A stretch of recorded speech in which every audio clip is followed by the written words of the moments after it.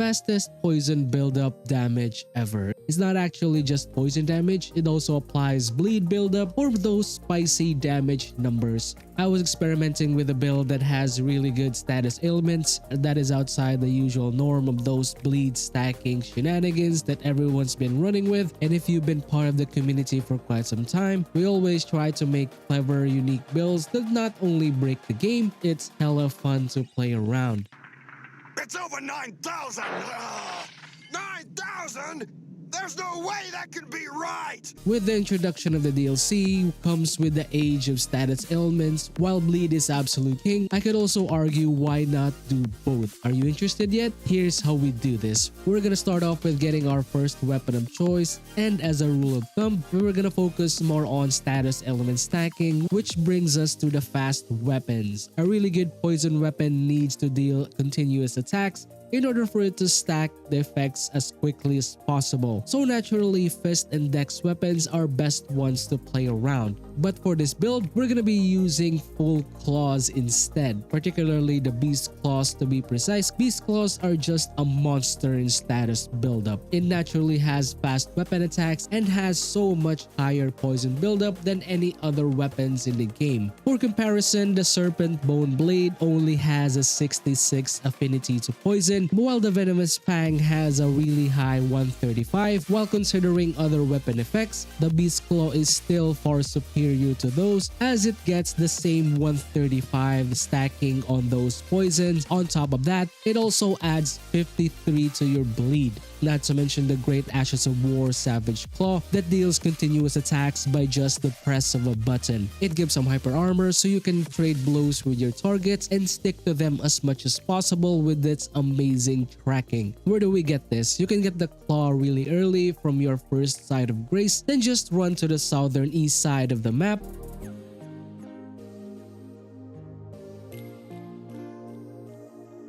The forest with a lot of non-aggressive animals is a dead giveaway. There you'll be needing to beat Logger the Beast Claw, then you'll be rewarded with the weapon.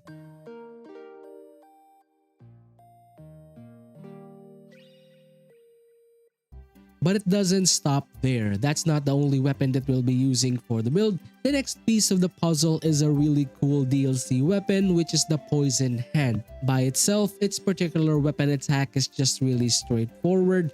It gives you this quick stab attack for your skill. If you fully upgrade this bad boy, it gives up to 142 poison stack damage to our attacks. We're gonna be talking about how we effectively utilize this in a minute. But first, how do we get this? We're gonna start from the Ballarat Tower, which is our first legacy dungeon, specifically the small private altar grace, going up the stairs after dealing with the patrol.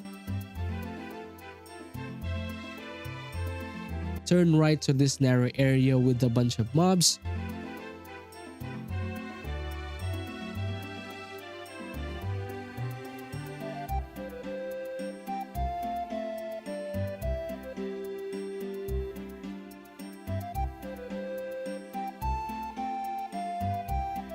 After you deal with them, turn right to this room with the ladder.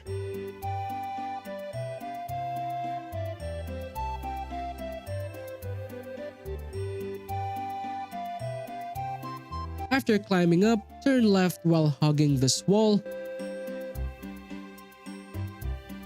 You'll soon see an access that you can jump to get to the other room. Deal with the easy mobs there, and you'll then find a body where you find the key. After grabbing the key, go to the Ballarat Tower Settlement Grace. Follow this path right here.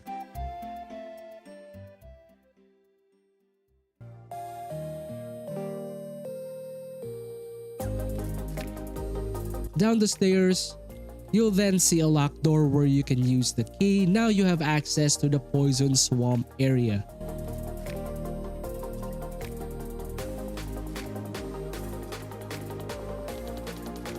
Then go to the right, keep going straight. You'll then find a bunch of crawling enemies further ahead.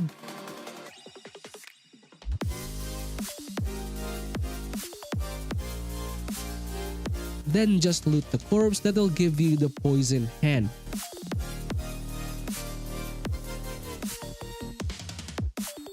In order to effectively use this build, we're gonna be setting up the Beast Claw in our main hand, while the Poison hand will be on the off-hand side. For as long as you're not power stancing, you will still get the effects of both poison weapons. You'll mostly rely on your Savage Claw, so go crazy with pressing just one button. For the talismans, we're gonna start off with the Kindred of Wrath Exaltation for that added 20% increased damage when there is a poison or rot in the vicinity. Pairing this up with the headpiece, the Mushroom Crown, which adds 10% damage increase for poison or rot. The build will be attacking really fast and continuously, so the Shard of Alexander is a great pick, which will increase our damage 15% some more. While we're at it, we're gonna add the Rotten Wings Sword Insignia for that max tier 13% damage increase. For the final talisman, we're gonna be taking the Aged One Exaltation for that added 20% increased damage when the madness is in the vicinity. If you guys have watched my most blasphemous build before, we're gonna be utilizing the madness status to push our damage to the limit. You can get the Aged One Exaltation by just defeating those great head guys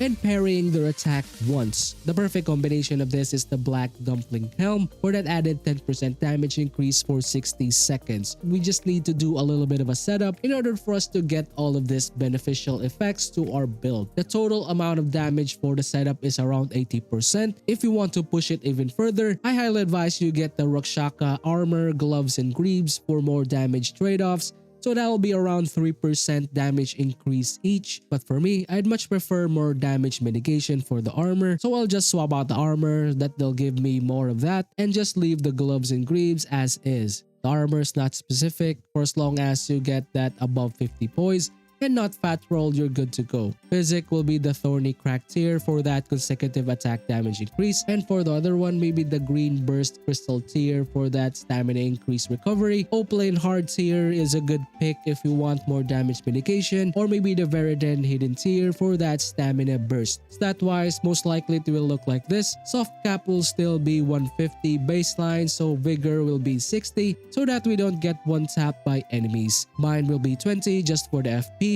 and we don't use it that much for this build. Endurance will be 30 for the stamina, strength will be 16, dexterity will be 11, intelligence will be 7, faith will be 33 so that we can effectively use the Howl of the Ibari spell, and finally the arcane will be 52. I highly advise you get this to 80 as fast as possible through your later levels. Great Rune will most likely be Godric's Great Rune for that overall stat increase. The setup will be very simple.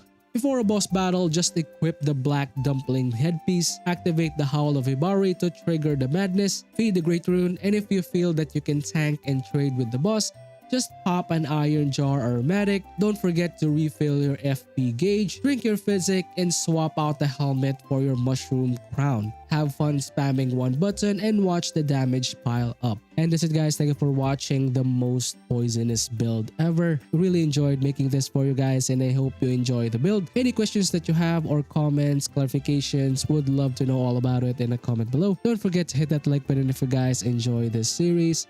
Thank you for all the people who subscribe and keep supporting the channel. I really appreciate you guys for all of the amazing support. And for all the people who haven't subscribed yet, thank you for watching my videos and I hope I earn your subscriptions in the future. But if you earn it today, please don't hesitate to hit that subscribe button. If you want to support me directly, join button is below, or maybe Patreon if you want to go that route. Want to know how to make the most blasphemous build ever? Just click this video right here. Or maybe if you're into Baldur's Gate 3, we have a lot of stuff for you in the channel. Finally, that's it for me. I'll see you soon. The next Master Box Show. Peace out. Bye guys.